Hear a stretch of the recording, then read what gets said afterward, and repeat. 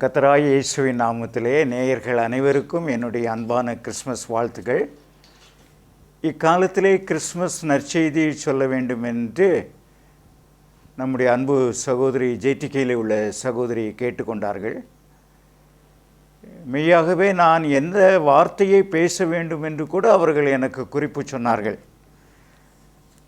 இந்த நாளிலே நாம் தியானிக்க போகிற வசனம், மாம்சத்தில் வந்த இயேசு கிறிஸ்துவை அறிக்கை பண்ணுகிற எந்த ஆவியும் தேவனால் உண்டாயிருக்கிறது. மாம்சத்தில் வந்த இயேசு கிறிஸ்துவை அறிக்கை பண்ணாத எந்த ஆவியும் தேவனால் உண்டானதல்ல. இந்த வார்த்தை 1 யோவான் 4ஆம் அதிகாரத்தில் 2:3 கூறப்பட்டிருக்கிறது. இப்போ மாம்சத்தில் வந்த இயேசு கிறிஸ்துவை யாரெல்லாம் ஜீவனுள்ள தேவன் என்று பூமியில் விசுவாசித்து அவர்கள் அறிக்கை செய்கிறார்களோ அப்படிப்பட்ட மக்களுக்கு தான் கடவுள் தம்முடைய ரட்சிப்பை வெளிப்படுத்த முடியும். நாம் பார்க்கிறோம், அப்போஸ்தலர் சுவிசேஷத்தில் நாங்கள் ரட்சிக்கப்படுவதற்கு என்ன செய்ய வேண்டும் என்று கேட்டார்கள். அப்பொழுது அப்போஸ்தலர்கள், கர்த்தராகிய இயேசு கிறிஸ்துவை விசுவாசி, அப்பொழுது நீயும் உன் வீட்டாரும் ரட்சிக்கப்படுவீர்கள். இப்போ முதல்ல விசுவாசத்திலே துவங்கிறது இந்த வாழ்க்கையே. தேவன் ஒருவர் உண்டென்றும் தம்மை தேடுகிறவர்களுக்கு பலன் அளிக்கிறார் என்றும் ஒவ்வொரு மனிதனும் விசுவாசிக்க வேண்டும். தேவன் எப்படி இருக்கிறார்? தேவன் ஆவியாயிருக்கிறார் என்று வேதவசனம் போதிக்கிறது. அப்போ இந்த தேவன்தான் சர்வ உலகத்தையும் படைத்த தேவாதி தேவன். இப்போ எல்லாரும் சக்தி என்பதை நம்புகிறார்கள். இப்பூமியிலே தனக்கு மேலான ஒரு சக்தி உண்டு என்று நம்புகிறார்கள். இந்த மெய்யான சக்தியை தான் கடவுள் என்று சொல்லி ஒவ்வொரு மதத்தாரும் தெய்வ நம்பிக்கையோடு வாழ்ந்து கொண்டிருக்கிறார்கள். நான் இப்பொழுது சொல்ல போகிறது, இந்த தேவன் எப்படிப்பட்டவர்? இந்த தேவன் மாம்சத்தில் வெளிப்பட்டார். இந்த மாம்சத்தில் வெளிப்பட்ட இயேசு கிறிஸ்துவை ஜீவனுள்ள தேவன் என்று எல்லோரும் ஏற்றுக்கொள்வது கிடையாது. காரணம், சாத்தானானவன் மன கண்களை குருடாக்கி விட்டான். இந்த ஜீவனுள்ள தேவனை தேவனுடைய தூதர் என்று சிலர் சொல்லுகிறார்கள்.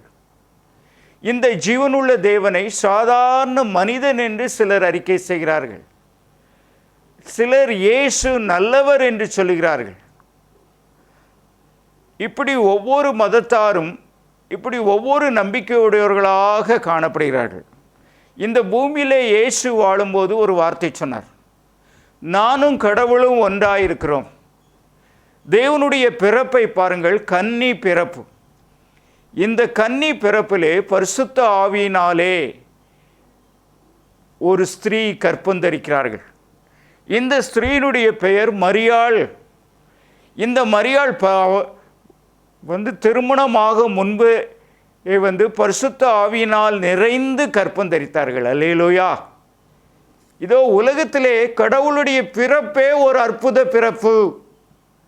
கடவுள் என்பதற்கு பெரிய நிரூபணம் அதுதான். இந்த பூமியிலே இயேசு கிறிஸ்து தேவனுடைய குமாரன் என்று ஏன் அழைக்கப்படுகிறார் என்றால், தேவனிடத்திலிருந்து வந்தபடியால் அவர் தேவனுடைய குமாரன் என்று அழைக்கப்படுகிறார். மெய்யாகவே இயேசு தேவனுக்கு பிறந்தவர் அல்ல.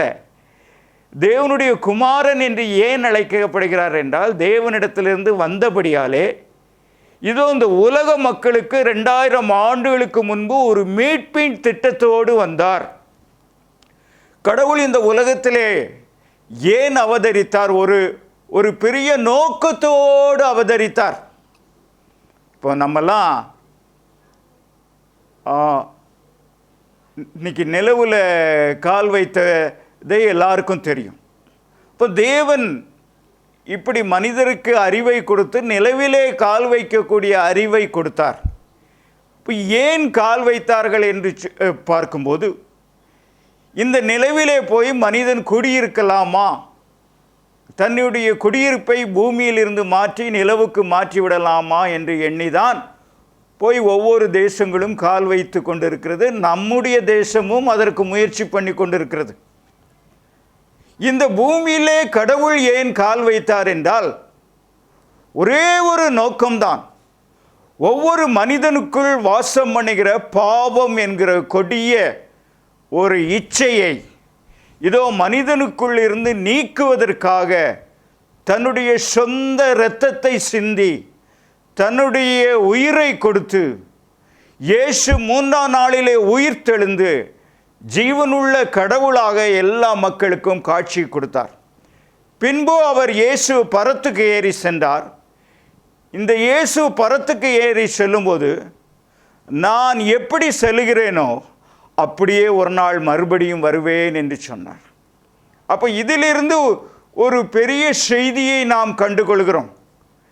இயேசுவை சாதாரண மனிதன் என்று நினைத்து நீங்கள் இந்த இயேசுவை குறைத்து மதிப்பிடாதீர்கள்.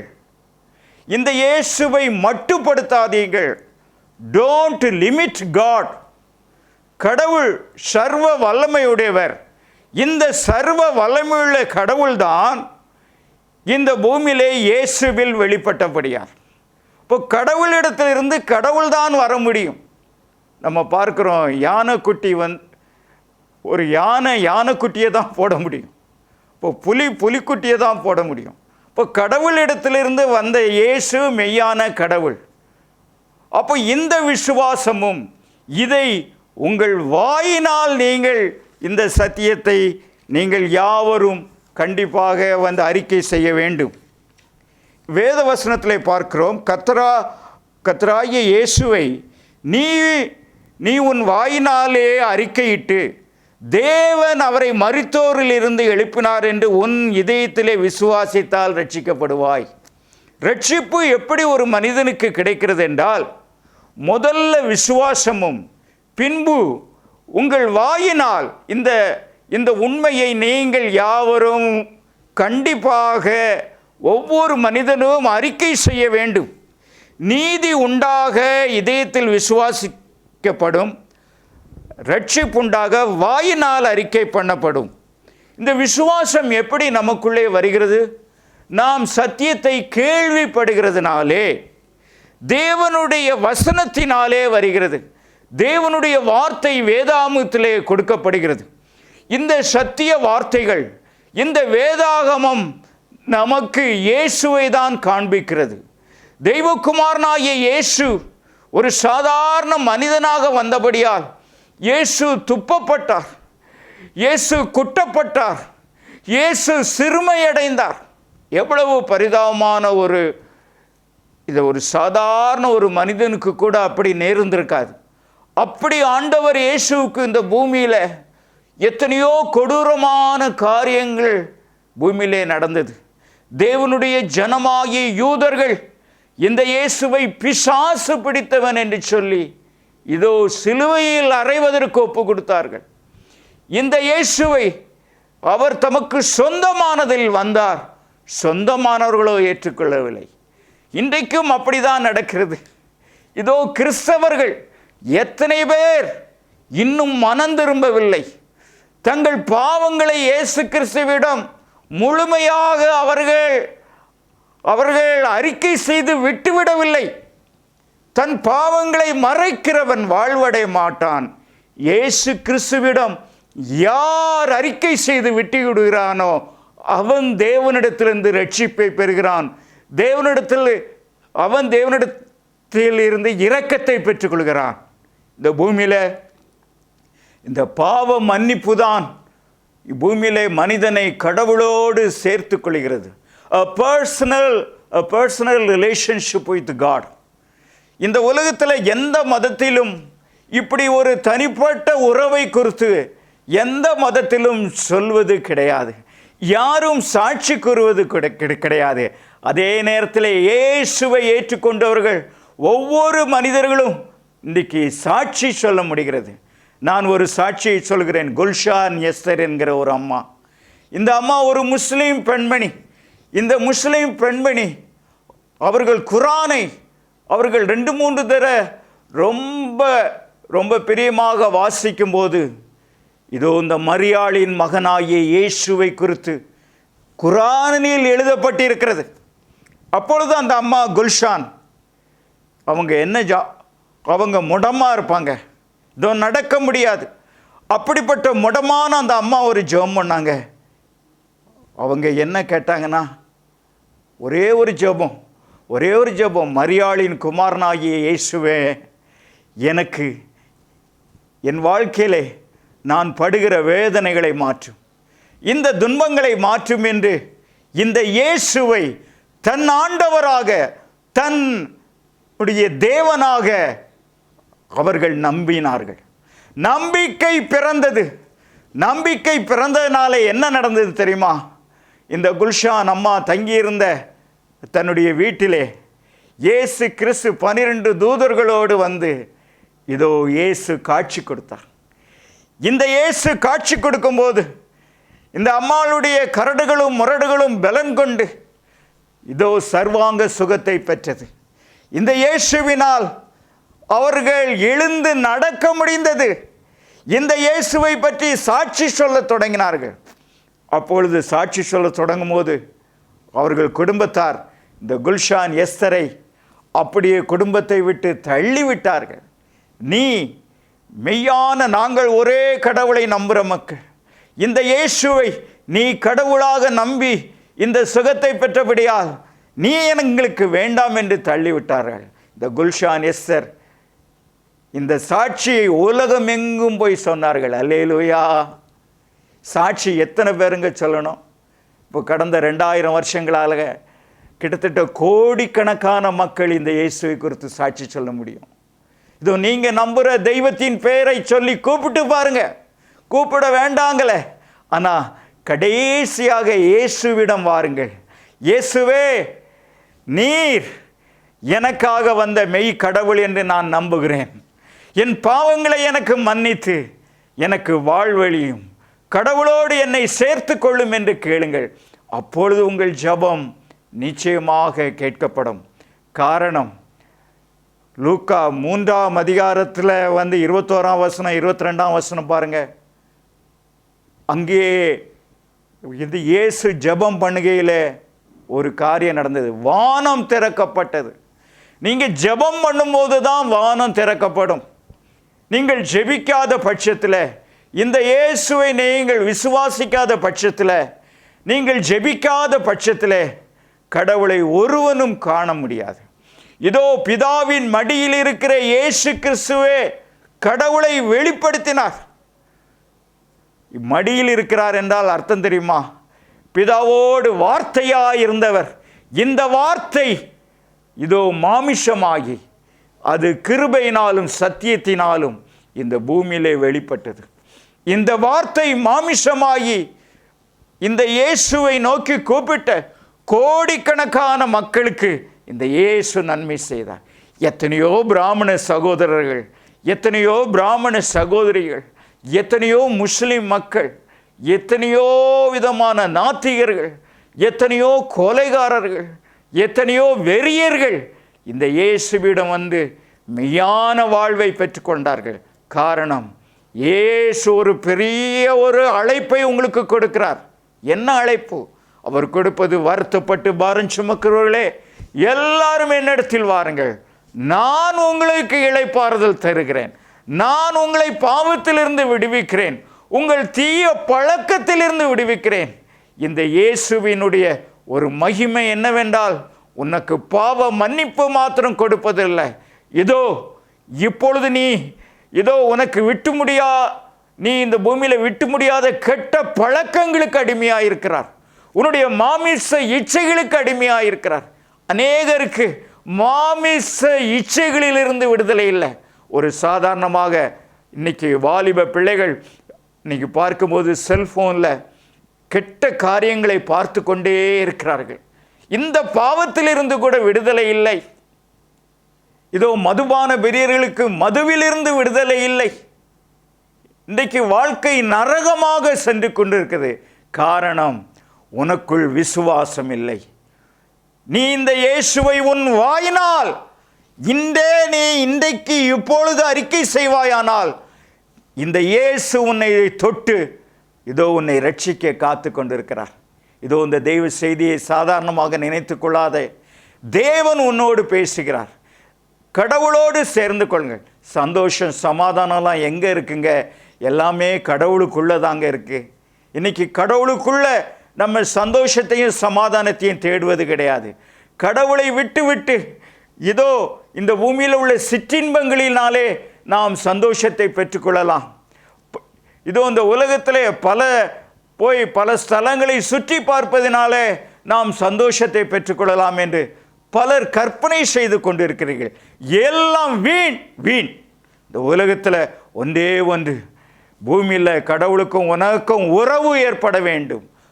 கடவுளோடு நீ சேர்ந்து வாழதான் படைக்கப்பட்டாய். ஆனால் சாத்தான் நம்மளை கடவுளை விட்டு பிரித்து விட்டான். இந்த பிரிவினையை போக்கதான் கடவுள் இந்த பூமிக்கு வந்தார். இதோ இந்த ரட்சிப்பை நீங்கள் சாதாரணமாக எண்ணாதீங்க. இன்றைக்கி கடவுள் என்றால் இன்றைக்கி நிறைய பேருக்கு அது ஒரு கிள்ளுக்கீரையாக இருக்குது. காரணம் என்னவென்றால் இன்றைக்கி கடவுளை போதிக்கிறவர்களும் இதோ கடவுளை பின்பற்றியவர்கள் கூட தங்கள் வாழ்க்கையிலே சாட்சியோடு இல்லை. இந்த ரட்சிப்பின் மகிமை அவர்கள் வாழ்க்கையிலே இல்லை. இந்த ரட்சிப்பின் வாழ்க்கையின் மகிமை அவர்கள் வாழ்க்கையிலே இல்லாதபடியாலே இன்றைக்கு தேவனுடைய பிள்ளைகளை கேலி செய்கிற நிலைமை இருக்கிறது. காரணம் என்ன? இந்த ரட்சிப்பின் மகிமையை இன்றைக்கு சரியாக பெற்றுக்கொள்ளவில்லை. நீங்கள் ஆண்டவரிடம் சரணடையுங்கள். கடவுளிடம் சரணடையும் போதுதான் இந்த உலகத்தில் ஒரு ரட்சிப்பு கிடைக்கும். பெண்போர் ஞானஸ்நானம் பெற்று தேவன் வானத்தை திறந்தார். வானம் உனக்கு திறக்கப்பட வேண்டும் என்றால் நிச்சயமாக நீ ஜெபம் பண்ண வேண்டும். பின்பு பரிசுத்த ஆவியானவர் அவர் மேல் புறா போல இறங்கினார். அப்போ இயேசு கிறிஸ்துவின் மீது யார் தங்கியிருந்தார்? தேவனுடைய பரிசுத்த ஆவி அவரோடு இருந்தது. கர்த்தருடைய பரிசுத்த ஆவியானவர் அவரோடு இருக்க போய்தான் இயேசு இந்த பூமியிலே அடையாளங்கள் அற்புதங்கள் எல்லாவற்றையும் செய்தார். அற்புதங்களின் தேவன் உனக்கு இன்னைக்கு அற்புதங்கள் செய்வார். இதோ பரிசுத்த ஆவி உன் மீது இறங்கி நீ இந்த இயேசுவை நம்பும்போது தேவனுடைய பரிசுத்த ஆவி உன் மீது இறங்கி உன் வியாதிகள் உன்னை விட்டு மலரும். உன் பிரச்சனைகள் உன்னை விட்டு நீங்கிவிடும். நீ பூமியிலே ஒரு புதிய சிருஷ்டியாக மாறுவாய். அல்லேலூயா. கிறிஸ்துவுக்குள் யாரெல்லாம் தங்களை முழுமையாக இயேசுவிடம் தங்களை ஒப்பு கொடுத்தார்களோ பூமியிலே ஒரு புதிய மனிதர்களாக மறுபடியும் பிறந்த மனிதர்களாக நாம் இந்த பூமியிலே வாழ்ந்து கொண்டிருக்கிறோம். இதோ சாதாரண மனிதனுக்கும் இப்படி ஓர் ஆவிக்குரிய பிறப்பை அடைந்த மக்களுக்கும் ரொம்ப வித்தியாசம் உண்டு. பாருங்க, நான் உங்கள்கிட்ட பேசுகிறேன்னா கிட்டத்தட்ட 50 வருஷத்துக்கு முன்பாக ரட்சிக்கப்பட்டேன். இப்போ 50 வருஷமாக நான் சினிமா பார்த்ததே கிடையாது. காரணம், நான் சினிமா பாவம் என்று சொல்ல மாட்டேன். சினிமாவுக்கும் என் வாழ்க்கைக்கும் சம்பந்தம் இல்லை. அது ஒரு போலி வாழ்க்கை. சினிமா ஒரு கற்பனையான வாழ்க்கை. ஆண்டவர் வாட் இஸ் ரியல், எது ஒரு உண்மையோ அப்படிப்பட்ட உண்மையான வாழ்க்கையை வாழ கடவுள் எனக்கு அனுக்கிரகம் புரிந்தார். காரணம், தேவனுடைய பரிசுத்த ஆவி வந்தவுடன் உன்னுடைய செய்கைகள் விருப்பங்கள் எல்லாமே மாறிடுதுங்க. இன்றைக்கி அநேகர் என்ன நினைக்கிறாங்கன்னா, man is a spiritual being. ஆனால் அவன் முழுமையாக காணல் பீயிங்காக வாழ்ந்து கொண்டிருக்கிறான். அவன் மாம்சத்துக்குரியவனாக வாழ்கிறான். ஆனால் ஆண்டவர் உன்னிடத்தில் எதை எதிர்பார்க்கிறான்? நீ உலகத்தில் ஓர் ஆவிக்குரியவனாய் வாழ வேண்டும். A spiritual man can live a happy life. இப்போ ஏன் இந்த ஸ்பிரிச்சுவாலிட்டி இன்றைக்கி இல்லாதனால்தான் இந்த பூமியில் இவ்வளவு சச்சரவுகள், இன்றைக்கி சண்டைகள், இன்றைக்கி நிம்மதி இல்லை. தேவனுடைய பிள்ளையை இந்த வேளையில் உனக்கு நான் சொல்லுகிறேன், நீ இந்த ஒரு ஆவிக்குரிய வாழ்க்கையை இந்த மெய்யான கடவுள் இயேசுவின் மூலமாக நீ பெற்றுக்கொள்ள வேண்டும். அதற்கு விசுவாசம் முதலிலே தேவை. இரண்டாவது, உன் வாயினால் அதை அறிக்கை செய்ய வேண்டும். இயேசுவே கர்த்தர், என் ஆண்டவர் இயேசுவே கர்த்தர், இயேசுவே நீர் ஜீவனுள்ள தேவனுடைய குமாரனாகிய கிறிஸ்து என்று நாங்கள் விசுவாசித்து நாங்கள் இருக்கிறோம் என்று சீடர்கள் சொன்னார்கள். அவர் மேசியா, அவர் இரட்சகர்.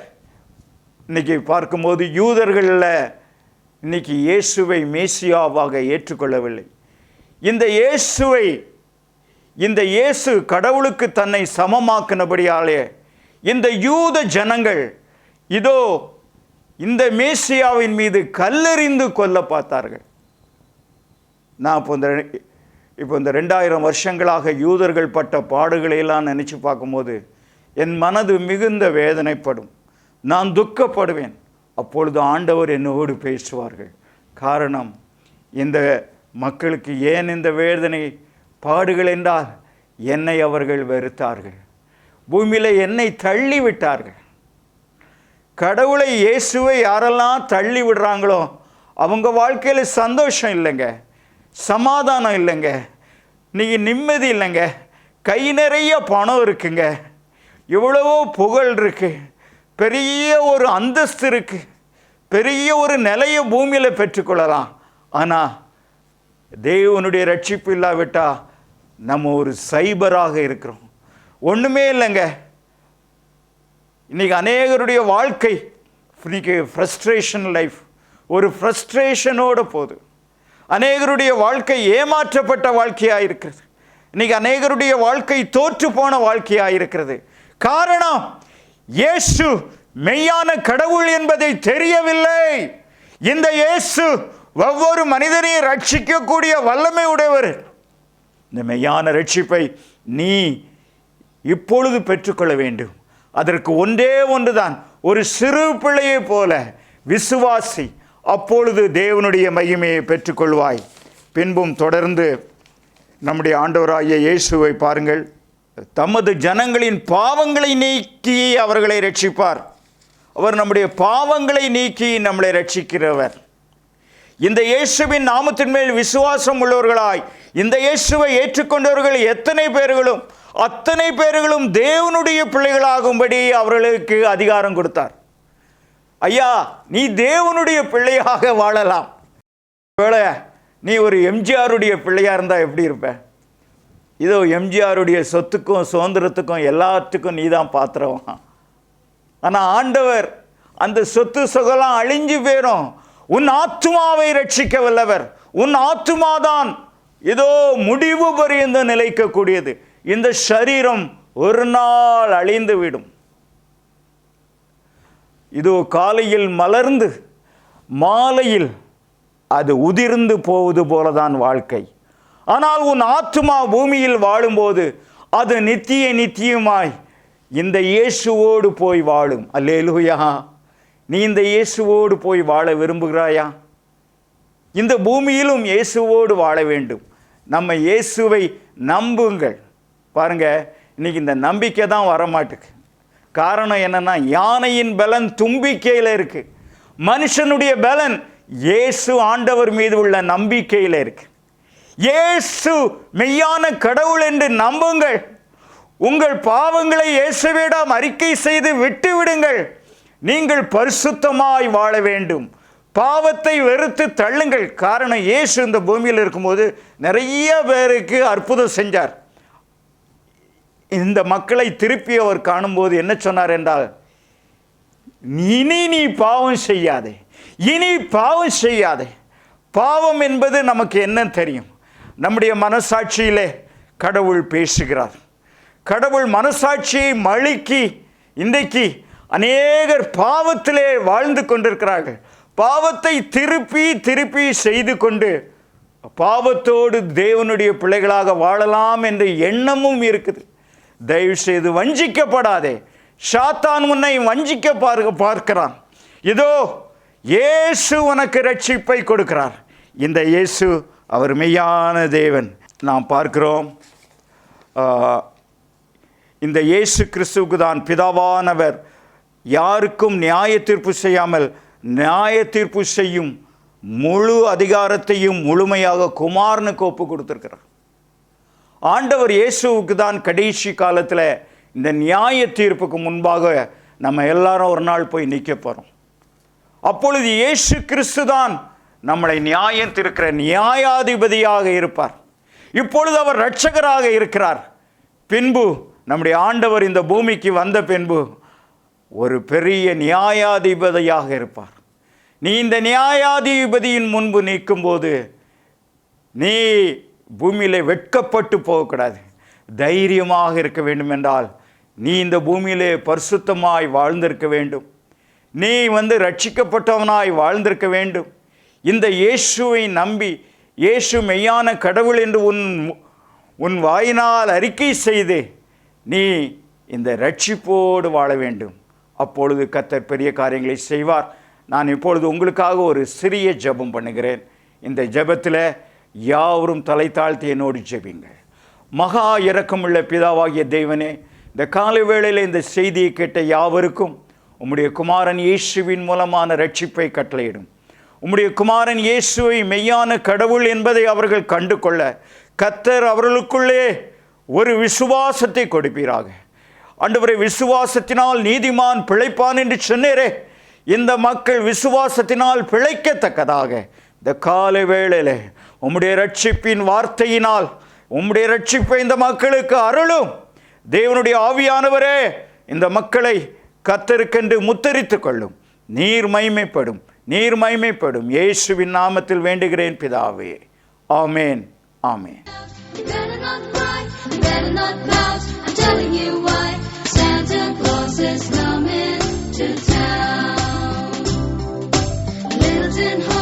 Little toy drums, Rudy toot toots and Froggy tum tums. Santa Claus is coming to town. And Cody head goes, Cuddle and Boo, elephants, boats and